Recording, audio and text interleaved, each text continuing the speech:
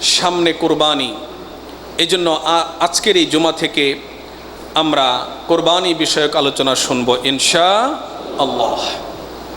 এর আগে আমরা যেহেতু পুণ্যময়, বরকতময়, অত্যন্ত দামি 10টি দিনে আমরা প্রবেশ করেছি, অর্থাৎ জিলহজ মাসের প্রথম দশকে আমরা পদার্পণ করেছি।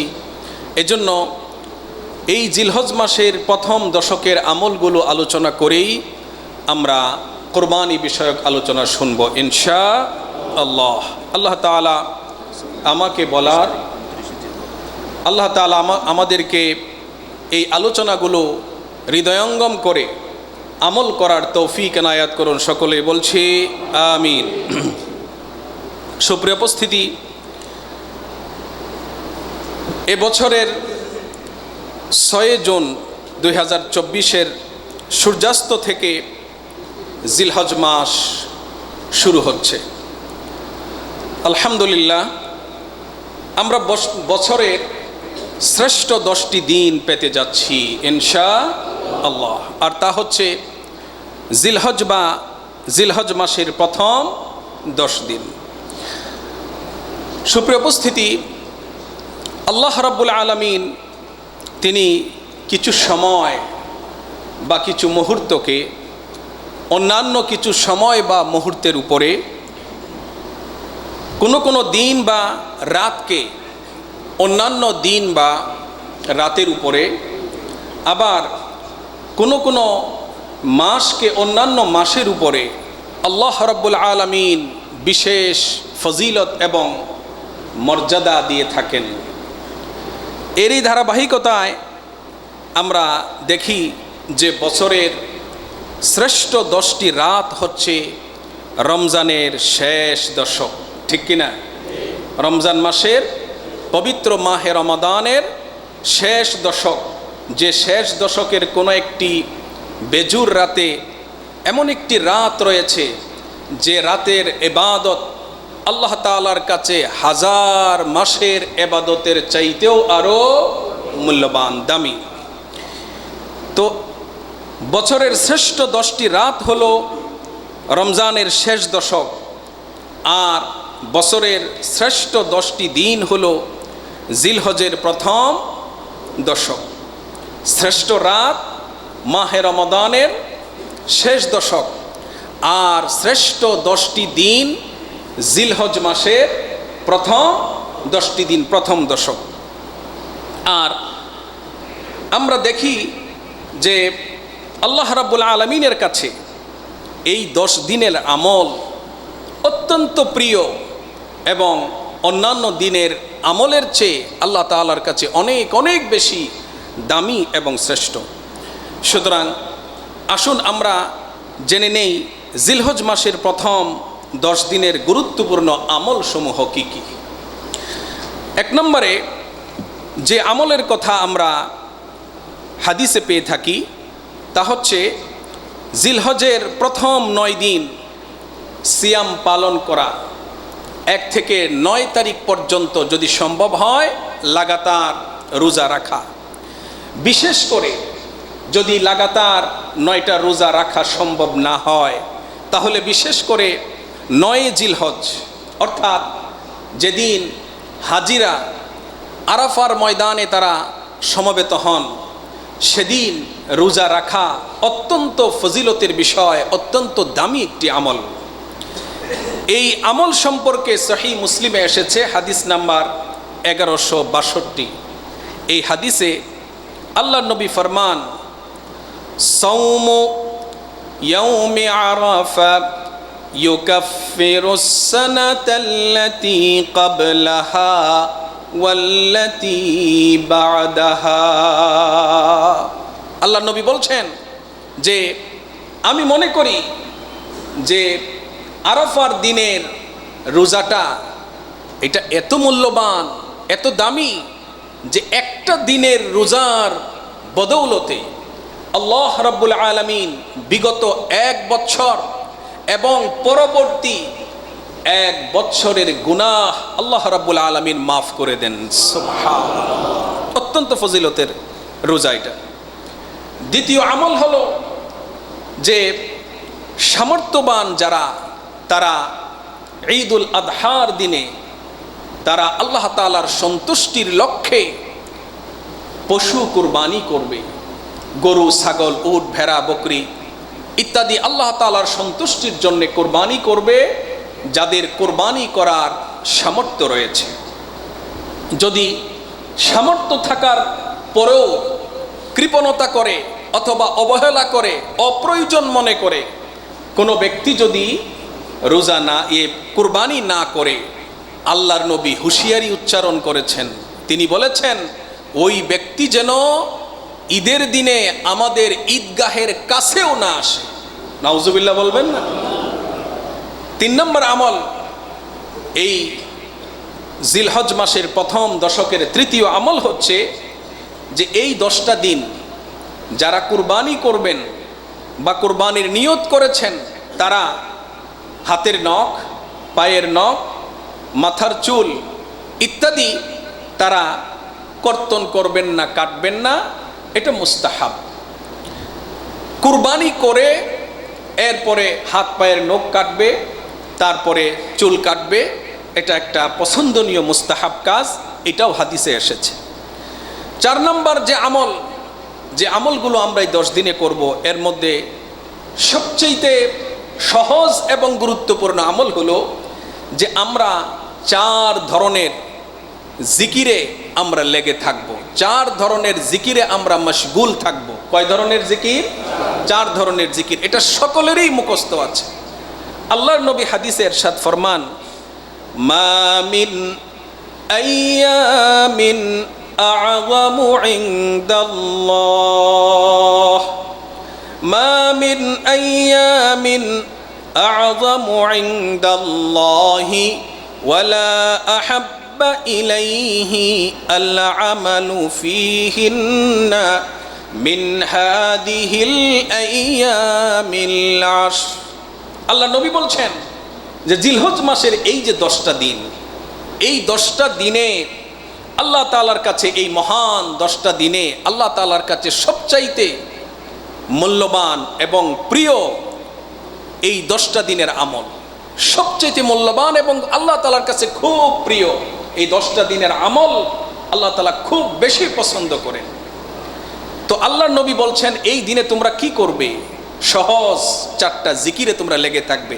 নাম্বার 1, তোমরা বেশি বেশি তাসবিহ পাঠ করবে, বেশি বেশি পড়বে সুবহানাল্লাহ, আত-তাসবিহ, বেশি বেশি তোমরা সুবহানাল্লাহ পড়বে। নাম্বার 1, এটা পারেন না সকলেই? সকলেই পারেন, বেশি বেশি সুবহানাল্লাহ পড়বে। নাম্বার 2 হচ্ছে বেশি বেশি তাহমিদ বা আলহামদুলিল্লাহ পাঠ করবে। কি পাঠ করবে? আলহামদুলিল্লাহ। নাম্বার 3 হচ্ছে বেশি বেশি তাকবীর পাঠ করবে। তাকবীর পাঠ করা মানে আল্লাহু আকবার। সকলেই বলেন আল্লাহু আকবার, বেশি বেশি আল্লাহু আকবার পড়া। 4 হচ্ছে আত-তাহলিল, বেশি বেশি আল্লাহ পাকের একত্ববাদ এবং তার অস্তিত্বের ঘোষণা দেওয়া, লা ইলাহা ইল্লাল্লাহ, লা ইলাহা ইল্লাল্লাহ, লা ইলাহা ইল্লাল্লাহু মুহাম্মাদুর রাসূলুল্লাহ। এই 4টা জিকিরকে আমরা একসাথে এভাবে পড়তে পারি, সুবহানাল্লাহ ওয়ালহামদুলিল্লাহ, লা ইলাহা ইল্লাল্লাহু আল্লাহু আকবার। আমরা এভাবেও পড়তে পারি। এই জিকিরগুলো আমাদের সকলেরই জানা আছে। আমরা সকলেই, নারী পুরুষ ছোট বড় সকলেই বেশি বেশি এই 10টা দিনে এই জিকিরগুলো আমরা করব ইনশাআল্লাহ। জিকিরের ফায়দা কি? আল্লাহ তাআলা কোরআনে ডাইরেক্ট বলে দিয়েছেন, ফাযকুরুনি আযকুরকুম, তোমরা আমাকে স্মরণ করো, আমি তোমাদেরকে স্মরণ করব। আমাদেরকে স্মরণ করবেন কে? আল্লাহ। আল্লাহ বলছেন তোমরা আমাকে স্মরণ করো, জিকিরের মাধ্যমে, ইবাদত বন্দেগীর মাধ্যমে, আমার বিধি নিষেধ পালন করার মাধ্যমে আমার হালালকে গ্রহণ করো, হারামকে ছেড়ে দাও। এইভাবে বেশি বেশি করে আমাকে স্মরণ করো। আমি তোমাদেরকে স্মরণ করব। কিভাবে? আমি তোমাদেরকে স্মরণ করব তোমাদেরকে দুনিয়া এবং আখিরাতে এর বিনিময় এবং এর প্রতিদান প্রদানের মাধ্যমে, দেওয়ার মাধ্যমে। সুবহানাল্লাহ। হযরতে মূসা আলাইহিস সালাতু ওয়াস সালাম একদিন আল্লাহ তাআলার কাছে জিজ্ঞেস করলেন, রব, আমি কিভাবে তোমাকে স্মরণ করব? তোমাকে স্মরণ করার পদ্ধতিটা কি? কিভাবে আমি স্মরণ করব? আচ্ছা, নবী মূসা কি জানেন না আল্লাহকে কিভাবে স্মরণ করতে হয়? তো জানেন, তবুও তিনি আল্লাহ তাআলার কাছ থেকে শুনতে চাইলেন। নবী মূসার প্রশ্নের উত্তরে আল্লাহ পাক বললেন, মূসা রে, তুমি আমাকে স্মরণে রাখবে, আমাকে ভুলে যাবে না। তুমি যদি আমাকে স্মরণে রাখো আমার বিধিনিষেধ পালনের মাধ্যমে, তাহলে আমি তোমাকে স্মরণে রাখবো তোমাকে প্রতিদান দেওয়ার মাধ্যমে। সুবহানাল্লাহ। আমাকে ভুলে যেও না। আমাকে ভুলে যাওয়া মানেই হচ্ছে আমার নিয়ামতের অকৃতজ্ঞতা করা, নাশুকরি করা। প্রিয় ভাইয়েরা আমার, জিকিরের মাধ্যমে মনের জগৎ তাজা হয়। একটি মরা জমিন বৃষ্টির পানি পেলে যেমন উর্বর হয়ে ওঠে, বৃষ্টি নাই, মরা জমিন, কিছুই নাই, কিন্তু বৃষ্টির পানির ছোঁয়ায় জমিনে যেমন লতা গুলমাদি উদ্ভিদ একেবারে লাফিয়ে ওঠে, অনুরূপভাবে কোনো বান্দা যদি আল্লাহ পাককে স্মরণ করে তার মৃত অন্তরটা এমনিভাবে জাগ্রত হয়ে উঠবে এবং সেই মৃত অন্তর আবার জীবন ফিরে পাবে। সর্বাবস্থায় জিকির করার পদ্ধতি রাসূল করিম সাল্লাল্লাহু আলাইহি ওয়াসাল্লাম আমাদেরকে শিখিয়ে গিয়েছেন। মসজিদে ঢোকার সময় আমি কি জিকির করব, বের হওয়ার সময় কি জিকির করব, আমি শোয়ার সময় কি জিকির করব, ঘুম থেকে জেগে উঠে আমি কি জিকির করব। আছে না নাই? কি বলেন, আছে না নাই? খাওয়ার আগে কি বলবো, খাওয়ার পরে কি বলবো, এমনকি প্রকৃতির ডাকে সাড়া দেওয়ার জন্যে আমি যখন বাথরুমে যাব এর আগে কি পড়ব, কোন পা আগে দিব, বাথরুম থেকে বের হওয়ার সময় আমি কি দোয়া পড়ব এবং কেন পড়ব, আল্লাহ নবী কি শিখান নাই আমাদের? কি বলেন, শিখান নাই? তিনি আমাদেরকে শিখিয়ে গিয়েছেন। জিকিরের বিষয়ে আলোচনা হয়েছে এই মসজিদে, আমি কয়েক পর্বে এই নিয়ে আলোচনা করেছি, সুতরাং এই বিষয়ে এর চেয়ে বেশি আর বলার সময় নেই। পঞ্চম যে আমলটা আমরা করব এই 10 দিনে, তা হচ্ছে আমরা বেশি বেশি তাকবীর তথা আল্লাহ পাকের শ্রেষ্ঠত্ব এবং বরত্ব আমরা ঘোষণা করব। আল্লাহ পাকের শ্রেষ্ঠত্ব এবং বরত্ব ঘোষণার খুব সহজ শব্দ হচ্ছে আল্লাহু আকবার। সবাই বলেন তো, আল্লাহু আকবার। আবার বলেন, আল্লাহু আকবার। এটা হচ্ছে সংক্ষিপ্ত, সহজ, কিন্তু আল্লাহ পাকের বরত্ব প্রকাশের সবচাইতে মুখ্যম মাধ্যম হচ্ছে জীবনের প্রতিটি ক্ষেত্রে আল্লাহ রাব্বুল আলামিনের বিধানকে মেনে চলা, আল্লাহ রাব্বুল আলামিনের আইনকে জীবনের প্রতিটি ক্ষেত্রে প্রতিপালন করার, বাস্তবায়ন করার চেষ্টা করা। এটা আল্লাহর বরত্ব ঘোষণার একটি মাধ্যম। সুবহানাল্লাহ বলবো না? কিন্তু আমরা, দুঃখজনক সত্য যে আমরা আল্লাহ পাকের তাওহীদে বিশ্বাসী, আল্লাহ পাকের বরত্ব ঘোষণার দায়িত্ব আমাদের কাঁধে অর্পিত, কিন্তু আমরা ম্যানমেড বা মানবরচিত আইন এবং বিধানের এতটাই গোলাম হয়ে পড়েছি যে আমরা আল্লাহর বিধানের কথা, আইনের কথা শুনলেই অনেকের মনে কেমন যেন কম্পন সৃষ্টি হয়, অনেকের মনে ভয় লাগে। কিসের জন্য ভয়? আল্লাহর বান্দা হিসাবে আল্লাহ পাকের আইন মেনে চলা, এটাই তো আমাদের কর্তব্য। কথা ঠিক কিনা প্রিয় ভাইয়েরা আমার? এজন্যে আমরা বেশি বেশি করে আল্লাহ পাকের বরত্ব এবং গুরুত্ব আমরা বেশি বেশি করে ঘোষণা করব ইনশাআল্লাহ। এই যে তাকবীরে তাশরিক, যা আমরা 9 জিলহজের ফজর থেকে এরপরে 13 তারিখ পর্যন্ত আমরা যে তাকবীরে তাশরিক পড়ব, যেটা পড়াটা ওয়াজিব নারী পুরুষ সকলের উপরে। পুরুষরা উচ্চ কণ্ঠে পড়বে নারীরা নিচু কণ্ঠে পড়বে। সেই তাকবীরে তাশরিকটাও আমরা পড়তে পারি। সেটা কি? আমার সঙ্গে সঙ্গে পড়েন, আল্লাহু আকবার, আল্লাহু আকবার, লা ইলাহা ইল্লাল্লাহু ওয়াল্লাহু আকবার, আল্লাহু আকবার, ওয়ালিল্লাহিল হামদ। পারবো না ইনশাআল্লাহ? ইনশাআল্লাহ। 6 নম্বরে যে আমলটা আমরা করব তা হচ্ছে, আমরা 12টি মাসের মধ্যে আরবি 12টি মাসের মধ্যে 4টি মাস হচ্ছে অত্যন্ত সম্মানিত। এই সম্মানিত 4টি মাসের সম্মানে আমরা যথাসম্ভব পাপাচার থেকে, অনাচার থেকে, গুনাহ খাতা থেকে আমরা বেঁচে থাকার চেষ্টা করব। এই 4টা মাসের মধ্যে যে মাস আমরা পেতে যাচ্ছি জিলহজ, এই মাসে আমরা যত সম্ভব গুনাহ থেকে, পাপাচার থেকে বেঁচে থাকার আমরা চেষ্টা করব ইনশাআল্লাহ। আল্লাহ তাআলা সূরা তাওবার 36 নম্বর আয়াতে এদিকেই আমাদেরকে দিক নির্দেশনা দিয়েছেন। আল্লাহ পাক বলছেন, ইন্না ইদ্দাতাশ শুহুরি ইনদাল্লাহি 12 শাহরান ফি কিতাবিল্লাহ ইয়াওমা খালাকাস সামাওয়াতি ওয়াল আরদ মিনহা আরবাআতুন হুরুম যালিকাদ দীনুল কাইয়িম فلا تظلموا فيهن أنفسكم। আল্লাহ তাআলা বলছেন, ইন্না ইদ্দাতাশ শুহুর ইনদাল্লাহ 12 শাহরা। আল্লাহ পাকের কাছে একটি বছর 12টি মাসে হয়। অর্থাৎ আল্লাহ তাআলার কাছে 12 মাসে কয় বছর? বলেন তো, 12 মাসে 1 বছর, 12টা মাস। এটা আল্লাহ পাকের বিধানে, সেই রুজে আজল থেকে আল্লাহ পাকের বিধানে এমনটাই চলে আসছে। তো আল্লাহ পাক বলছেন যে নভমণ্ডল এবং ভূমণ্ডল, আসমান এবং জমিন যেদিন থেকে আমি সৃষ্টি করেছি সেদিন থেকেই আমার কাছে বছরের মাসের গণনা হচ্ছে এরূপ যে 12 মাসে 1 বছর।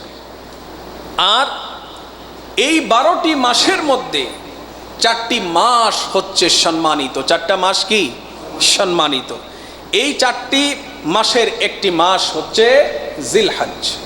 এই জিলহজের আরবি উচ্চারণ, সঠিক উচ্চারণ হচ্ছে যুলহিজ্জাহ। বলেন তো আমার সাথে, যুলহিজ্জাহ। কিন্তু আমরা ভুল উচ্চারণে অভ্যস্ত হয়ে গিয়েছি, আমরা এটা উচ্চারণ করছি জিলহজ, জিলহজ। যাই হোক, এটা তেমন কোনো বড় বিষয় নয়। তো আল্লাহ তাআলা বলছেন, এই জিলহজ মাসে, পবিত্র মাসে তোমরা নিজেদের উপরে পাপাচারের মাধ্যমে, পাপাচারে লিপ্ত হয়ে তোমরা নিজেদের উপরে জুলুম করো না। আল্লাহ তাআলা জুলুম করাকে পছন্দ করেন। মানুষ নিজেও নিজের উপরে জুলুম করে। কোরআন বলছে যে মানুষ নিজের উপরে জুলুম করে কিন্তু বুঝে না।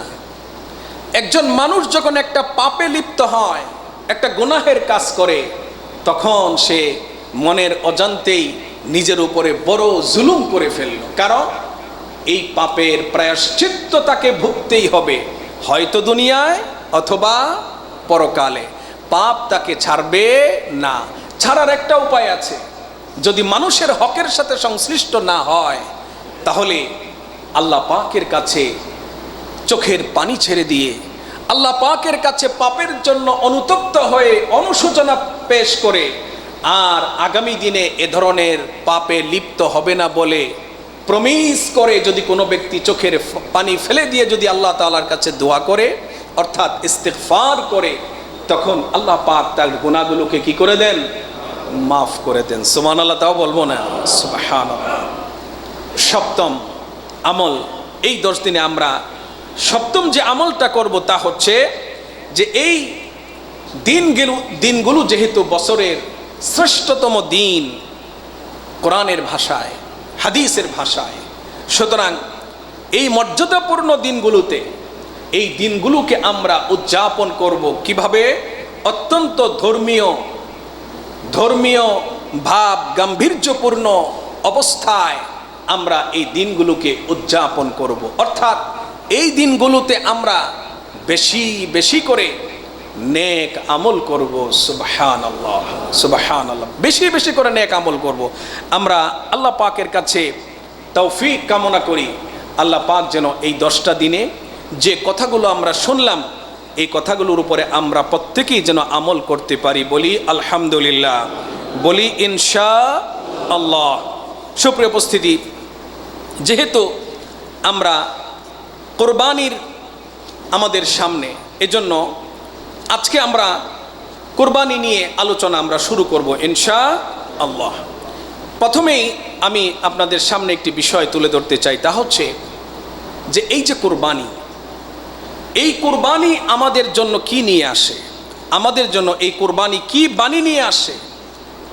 আমরা যদি আল্লাহর রাস্তায় কোরবানি করি তাহলে আমরা কি পাবো, আল্লাহ তাআলা আমাদের থেকে তিনি কি চান। প্রথমেই বুঝে নিতে হবে যে আল্লাহ তাআলা আমাদের প্রতি মুখাপেক্ষী নন। আমরা প্রতিটি মুহূর্তে আমাদের অস্তিত্বের জন্যে আমরা একজনের মুখাপেক্ষী। চিৎকার দিয়ে বলেন তিনি কে? আল্লাহ পাক। মনে করেন এই যে আমরা বসে আছি, আল্লাহ পাকের দেওয়া অক্সিজেন থেকে আমরা শ্বাস নিঃশ্বাস গ্রহণ করছি। আল্লাহ পাক যদি শুধুই এই অক্সিজেনটা বন্ধ করে দেন, আর কিছু না, সূর্য উঠবে এবং দিন হবে, রাত হবে, পৃথিবীতে মানুষ থাকবে, কোনো প্রাণী থাকবে?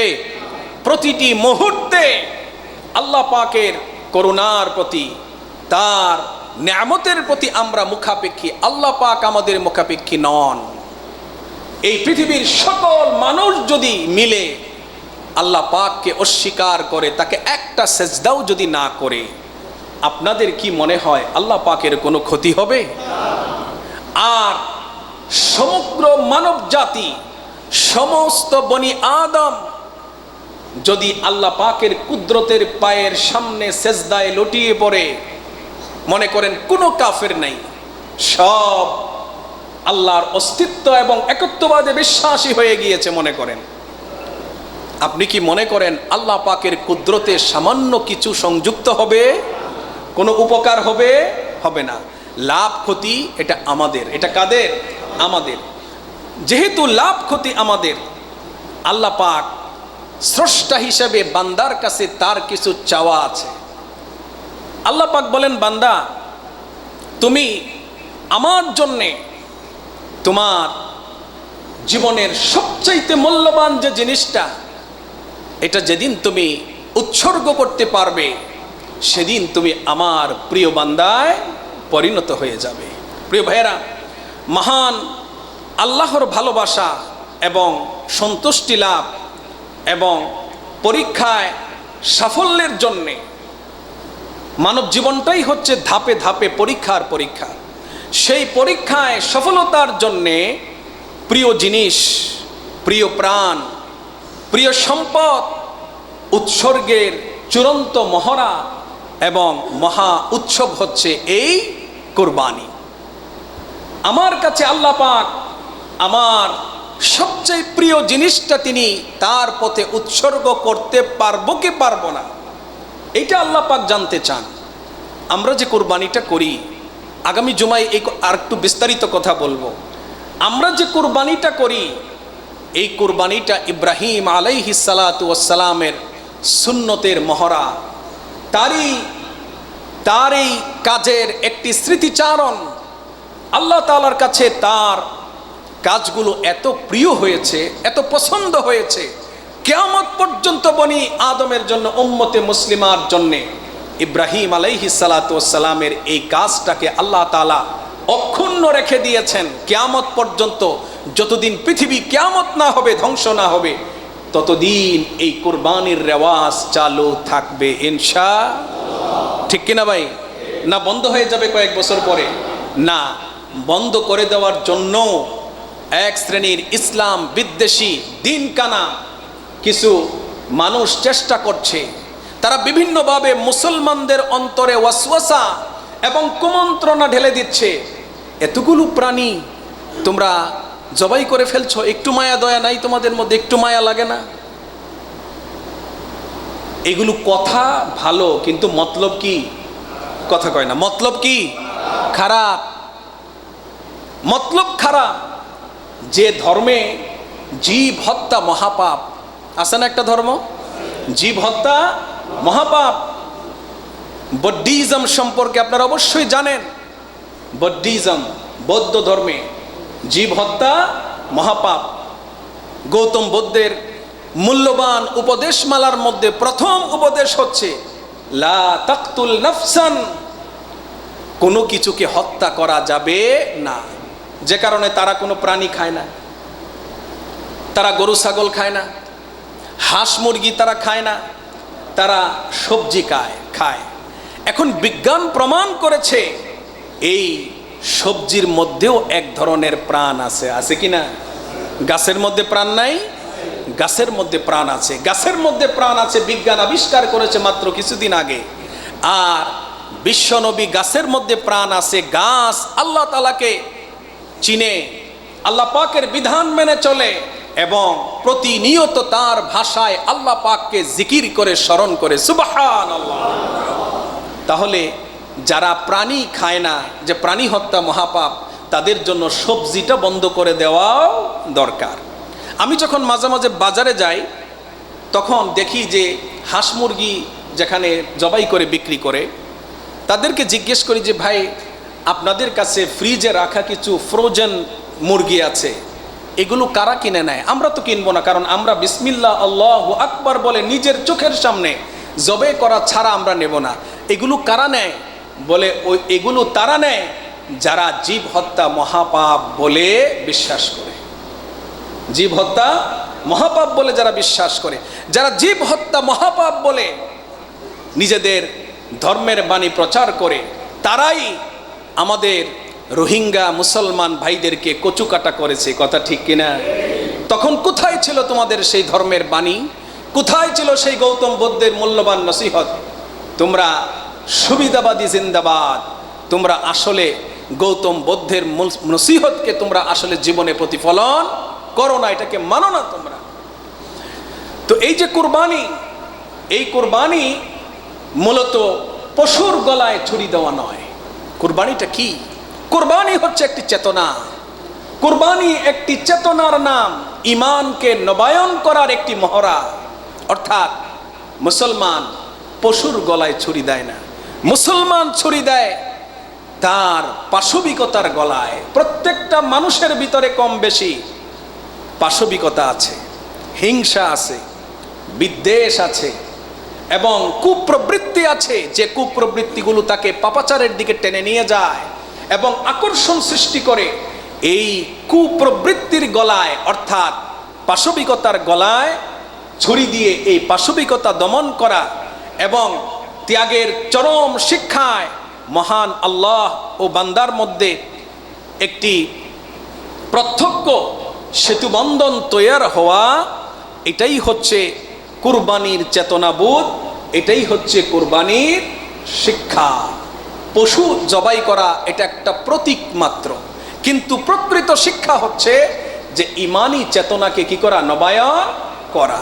ইমানি চেতনাকে নবায়ন করার প্রয়োজন কেন হয়? কারণ পৃথিবীর অন্যান্য জিনিস যেমন পুরাতন হয়, জং ধরে যায়, মরিচা পড়ে, মেরামত করার প্রয়োজন হয়। আপনার আমার জীবনের সবচাইতে মূল্যবান জিনিস ঈমান। এই ঈমানও দুর্বল হয়ে পড়ে পাপাচারের কারণে।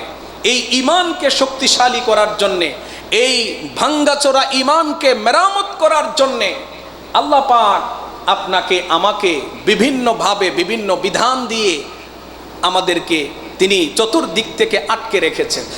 দৈনিক 5 ওয়াক্ত নামাজ। কেন? একবার নামাজ পড়লে তো হইতো, কিন্তু 5 ওয়াক্ত কেন? দৈনিক 5 ওয়াক্ত নামাজ আল্লাহ রাব্বুল আলামিন দিলেন। বান্দারে, ফজরের পরে যদি তুমি পাপে লিপ্ত হও, জোহরের আজান শোনার সাথে সাথে তুমি আল্লাহর ডাকে সাড়া দাও, তুমি মসজিদে চলে আসো, নামাজ পড়ো, আল্লাহ তাআলার কাছে তুমি তওবা পেশ করো। রব্বুল আলামিন, সকালে যে পাপে লিপ্ত হয়েছি, এই পাপ থেকে আমি তোমার কাছে ক্ষমা চাই। আল্লাহ রাব্বুল আলামিন ফেরেশতাকে বলেন, ও আমার ফেরেশতারা, আমার বান্দা পাপে লিপ্ত হয়েছে, তুমি তৎক্ষণাৎ লেখো না, আমার বান্দাকে তওবা করার, ফিরে আসার তুমি সুযোগ দাও। বান্দা যদি ফিরে আসে, আল্লাহ রাব্বুল আলামিন সাদরে তাকে গ্রহণ করেন, আল্লাহ রাব্বুল আলামিন তার গুনাহগুলোকে মাফ করে দেন। বান্দার জীবনে এমন অনেক পাপ আছে যে পাপের সে ক্ষমা চায় না, আল্লাহ রাব্বুল আলামিন জুমার দিনে সুযোগ রেখেছেন সেই পাপ ক্ষমার। এরপরে বছরের বিভিন্ন মাসে যদি পাপ করে আর যদি সে ক্ষমা না চায়, আল্লাহ রাব্বুল আলামিন পবিত্র মাহে রমাদানে গুনাহ মাফের জন্য সুযোগ রেখে দিয়েছেন এবং গুনাহ মাফের জন্য আল্লাহ তাআলা ব্যবস্থাও রেখে দিয়েছেন। রমজান মাসে গুনাহ মাফ করানোর জন্য নবী আমাদেরকে উৎসাহিত করেছেন, উদ্দীপনা জুগিয়েছেন। এরপরে যাকাত, এই যাকাতের মাধ্যমেও মানুষের পাপ মোচন হয়। হজের মাধ্যমে পাপ মোচন হয় কিনা? উমরার মাধ্যমে পাপ মোচন হয় কিনা? এই পাপ মোচনের জন্যে, দুর্বল ঈমানকে সবল করার জন্যে, ভাঙ্গাচোরা ঈমানকে মেরামত করার জন্যে আল্লাহ পাক আমাকে আপনাকে ফরজ ইবাদত বন্দিগি দিয়ে তিনি বিভিন্ন দিক থেকে আমাদেরকে জড়িয়ে রেখেছেন মায়ার বন্ধনে। সুবহানাল্লাহ, সুবহানাল্লাহ। প্রিয় ভাইরা আমার, আমরা অত্যন্ত দুঃখের সাথে আমরা লক্ষ্য করছি যে আমাদের ঈমান, আকীদা এবং আমাদের বোধ বিশ্বাসের যে পরিধিটা, এটা দিন দিন কেমন যেন সংকীর্ণ হয়ে আসছে। আমরা ঈমান আকীদার তোয়াক্কা করছি না। অনেক ক্ষেত্রে মুসলমান দাবি করলেও আমাদের বিশ্বাসের সাথে আমাদের কর্মকাণ্ডের মিল নাই। চিরাচরিত সামাজিক এবং ধর্মীয় যে মূল্যবোধগুলো আমাদের পরিবার, সমাজ এবং রাষ্ট্রের সকল অঙ্গন থেকে আজকে দুঃখজনকভাবে খুব দ্রুত হারিয়ে যাচ্ছে। আজকে পারিবারিক বন্ধন দিন দিন নরম থেকে নরম হয়ে যাচ্ছে, দুর্বল থেকে দুর্বল হয়ে যাচ্ছে। আমাদের পারিবারিক বন্ধন যদি না থাকে, তাহলে ইসলামকে আপনি কোথায় অ্যাপ্লাই করবেন? সামাজিক যে বন্ধন, এটা যদি না থাকে, ইসলাম আপনি কোথায় প্রয়োগ করবেন? এজন্য দেখা যাচ্ছে যে আমাদের সামাজিক এবং ধর্মীয় যে মূল্যবোধগুলো আছে, এগুলো আমাদের পরিবার, সমাজ এবং রাষ্ট্রের বিভিন্ন অঙ্গন থেকে দ্রুত এগুলো হারিয়ে যাচ্ছে। আর ময়দান খালি থাকবে না। আপনি যদি আপনার উদরকে, পেটকে যদি ভালো খাবার দিয়ে যদি আপনি এটাকে এই জায়গায় যদি আপনি পূর্ণ না করেন, শূন্যতা যদি আপনি পূর্ণ না করেন, যদি আপনি না পান, তাহলে ক্ষুধার তীব্রতায় আপনি অখাদ্য কুখাদ্য পেটে ঢুকাবেন। আজকে আমাদের পরিবার, সমাজ এবং রাষ্ট্রে যেহেতু ইসলামী মূল্যবোধগুলো দিন দিন হারিয়ে যাচ্ছে, জায়গা খালি হচ্ছে, ওই জায়গায় কি আসতেছে? ওই জায়গাগুলোতে এর পরিবর্তে ওই শূন্য জায়গাগুলোতে সুকৌশলে অশ্লীলতা, বেহায়াপনা এবং বিজাতীয় কৃষ্টি কালচারের অনুপ্রবেশ ঘটিয়ে বা বিজাতীয় কৃষ্টি কালচারের অনুশীলন করে মুসলিম উম্মার যে জাতিগত বিশ্বাসের যে মেরুদণ্ড ছিল, সেই মেরুদণ্ড ভেঙ্গে চুরমার করে দেওয়ার আয়োজন সম্পন্ন করে ফেলেছে ইতিমধ্যেই ইসলামের শত্রুরা। যে কারণে দেখা যায় আজকে মুসলমান নামে মাত্র, কিন্তু প্র্যাকটিসিং মুসলমান নয়। মুসলমান কিন্তু নামাজ পড়ে না, মুসলমান কিন্তু ঘুষ পাইলে ছাড়ে না, মুসলমান সুদের ডাকে হিমালয়ের ইয়ার দিকে, যে হেমিলিয়নের বাসিওয়ালার পিছনে ইঁদুর যেভাবে দৌড়াচ্ছে, আজকে দেখা যায় বড় বড় পাপের দিকে মুসলমান সেইভাবে দৌড়াচ্ছে। আজকে সুদকে সুদ মনে করে না, ঘুষকে কোনো অন্যায় মনে করে না, মানব হত্যাকে বড় কোনো জঘন্য পাপ মনে করে না। আছে না নাই? কি বলেন, আছে না নাই? এজন্যই ইসলামের শত্রুরা ধীরে ধীরে কোন কোন জায়গাগুলোতে আমাদের দুর্বলতা আছে, ওই জায়গাগুলোতে চিহ্নিত করে ওইখানে তাদের কৃষ্টি কালচার তারা আজকে চাপিয়ে দেওয়ার বিভিন্ন কলা কৌশল তারা অবলম্বন করে ফেলেছে। এই জন্য আমাদেরকে আজকে বুঝতে হবে যে এই কুরবানি শুধু লোক দেখানো কোনো বিষয় নয়। এই কুরবানি শুধু বড় বড় পশু কিনে জবাই করে গোশত খাওয়ার এটা মহড়া নয়, এটা হচ্ছে ইমানি চেতনা নবায়ন করার মহড়া, দুর্বল ইমানকে শক্তিশালী করার মহড়া। এটা হচ্ছে আল্লাহ পাকের মহব্বত এবং তার যে ভালোবাসা, সেই ভালোবাসা প্রকাশের মহড়া। এজন্যই কবি নজরুল তিনি আমাদেরকে কবিতার মাধ্যমে তিনি একটা কথা আমাদেরকে, এই কথাটাই, এই মেসেজটাই তিনি আমাদেরকে দিয়েছেন। কবি নজরুল বলছেন, মনের পশুরে কর জবাই, মনের পশুরে কর জবাই, পশুরাও বাঁচে, বাঁচে সবাই। আমরা মনের ভিতরে আমাদের যে পশুত্ব আছে, এই পশুত্বকে জবাই যদি করি, পশুরাও বাঁচবে, আমরাও বাঁচব। আজকে মানুষের হাতের অত্যাচার থেকে মানুষ তো নয়, বরং প্রকৃতি পর্যন্ত রেহাই পাচ্ছে না। আজকে এই যে তীব্র গরম, এই যে প্রাকৃতিক দুর্যোগ, আপনি কি মনে করেন এর পিছনে মানুষের কি হাত নাই? কি বলেন, মানুষের কি হাত নাই? আছে। আল্লাহ কোরআনে বলে দিয়েছেন প্রায় 1500 বছর আগে যে আমি পৃথিবীর পাহাড় পর্বতগুলোকে আমি পৃথিবীতে স্থাপন করেছি প্রাকৃতিক ভারসাম্যতা রক্ষা করার জন্যে।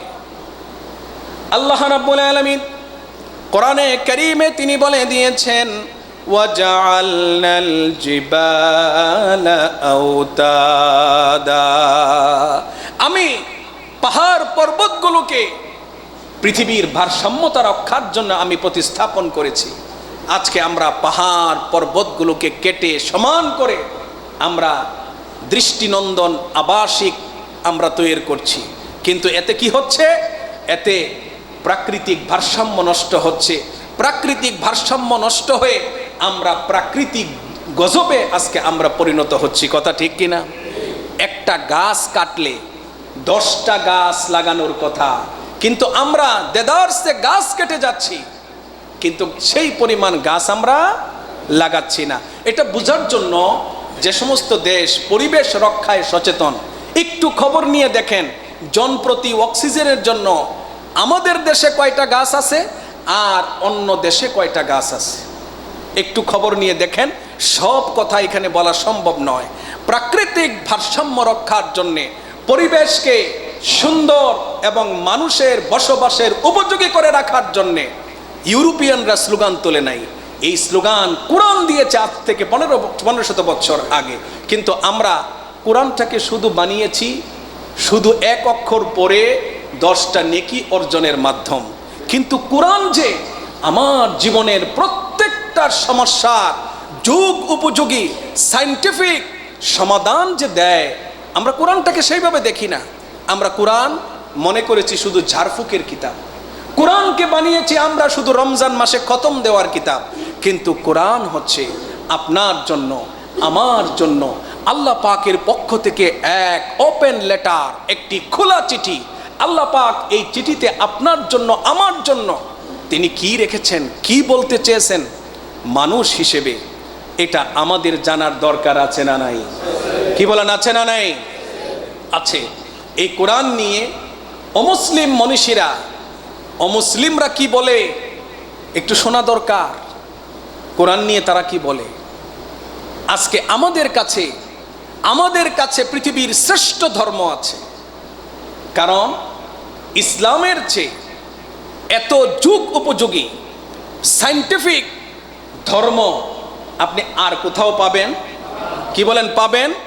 কিন্তু দুঃখজনক হলো যে এই ইসলামটাকে জানার জন্য কোনো ব্যক্তি যদি মুসলমানদের দিকে তাকায়, তাহলে সে ইসলাম ধর্ম গ্রহণ করবে না, আগ্রহ হারিয়ে ফেলবে। একজন প্রসিদ্ধ পপ সিঙ্গার মুসলমান হয়েছে কোরআন পড়ে, তারপরে তার মনে আগ্রহ জাগলো যে আমি মুসলমান হয়েছি কোরআন পড়ে, কিন্তু মুসলমান ভাইদেরকে তো আমি সচক্ষে একেবারে আমনা সামনা ফেস টু ফেস দেখার তো আমার সুযোগ হয়নি। তিনি চলে আসলেন তখন পৃথিবীর সংখ্যাগরিষ্ঠের দিক থেকে পাকিস্তান হচ্ছে সবচেয়ে সংখ্যাগরিষ্ঠের দেশ ইন্দোনেশিয়ার পরে। তিনি পাকিস্তান আসলেন, আসার পরে তিনি যখন মুসলমানদের সাথে মিশলেন, মুসলমানদেরকে দেখলেন, তখন তার মনটা খারাপ হয়ে গেল। তিনি চিন্তা করলেন এই মুসলমানদের জীবন আর কোরআনের সাথে তো কোনো মিল নাই। তখন তিনি চিন্তা করলেন যে হয়তো আমি পাকিস্তানে দেখি নাই, মনে হয় ইন্দোনেশিয়ায় গেলে দেখব, সেখানে জনসংখ্যা আরও বেশি। তিনি যখন ইন্দোনেশিয়ায় গেলেন তার মন আরও বেশি খারাপ হয়ে গেল। তিনি যাওয়ার সময় এয়ারপোর্টে সাংবাদিকদের সামনে একটি সত্য কথা, ধ্রুব সত্য কথা তিনি বলে গেলেন। বললেন যে আল্লাহ তাআলা আমাকে হেফাজত করেছেন। আমি যদি মুসলমানদের আচার আচরণ দেখে যদি ইসলাম চিনার চেষ্টা করতাম, তাহলে আমার ভাগ্যে কালিমা পড়া নসিব হতো না। আমার ভাগ্য ভালো, রব্বে করিম আমার উপরে ইহসান করেছেন যে আমি কোরআন দেখে আমি ইসলাম চিনেছি, মুসলমানদের আচার আচরণ দেখে ইসলাম চিনি নাই। এজন্য মিশরের একজন প্রাক্তন গ্র্যান্ড মুফতি, গোটা দেশের একজন মুফতি, বড় মুফতি, তিনি মুফতি মোহাম্মদ আবদুহু, তিনি গিয়েছিলেন প্যারিসে উচ্চশিক্ষার জন্যে। যাওয়ার পথে তখনও প্লেন আবিষ্কার হয় নাই, প্লেন চলাচল করছে না তখনও। তিনি জাহাজে করে গেলেন, সেই আলেকজান্দ্রিয়া বন্দর থেকে তিনি প্যারিসে গেলেন। যাওয়ার সময় অনেক সাংবাদিক তাকে কুণ্ঠসিক করেছে, তাকে বলেছে যে আল আজহার বিশ্ববিদ্যালয়ের মতো বড় বিশ্ববিদ্যালয়ে পড়ার পরেও আবার কি থাকে। তখন তিনি তাদের প্রশ্নের কোনো উত্তর দিলেন না। তিনি প্যারিসে গিয়ে কয়েক বছর সেখানে লেখাপড়া করলেন। করার পরে তিনি যখন ফিরে আসলেন, আবার তাকে সাংবাদিকেরা ধরল, বলল আপনি এখানে কি দেখেন নাই আর ওখানে কি দেখেছেন, এটা একটু বলেন তো। তখন মুফতি আবদুহু বলেছেন যে আমি প্যারিসে রাআইতুল ইসলামা বিলা মুসলিমিন, আমি প্যারিসে ইসলাম দেখেছি, মুসলমান দেখি নাই। সেখানে মুসলমান নাই, কিন্তু ওজনে কেউ কম দেয় না, মিথ্যা কথা বলে না। আবার একজন আর একজনকে ঠকাইয়া বড়লোক হওয়ার চিন্তা করে না। 6 মাস পরে ঘড়ি ফেরত দেওয়ার জন্য দোকানে নিয়ে গেছে, ঘড়ি ফেরত নিয়ে গেছে। আমাদের দেশে প্যাকেটের মধ্যে লিখে দেয় বিকৃত দ্রব্য ফেরতযোগ্য নয়, অথচ ফেরত নিলে রাসূল বলেছেন আমি তার জান্নাতের গ্যারান্টি দিলাম। সুবহানাল্লাহ। আর তিনি বলেছেন আমি মিশরে কি দেখেছি, আমি মিশরে মুসলমান দেখেছি কিন্তু ইসলাম দেখি নাই। সেখানে ইসলাম আছে, মুসলমান নাই, আর এখানে মুসলমান আছে কি নাই, ইসলাম নাই। আল্লাহ তাআলা আমাদেরকে বোঝার আমল করার তৌফিক দান করুন।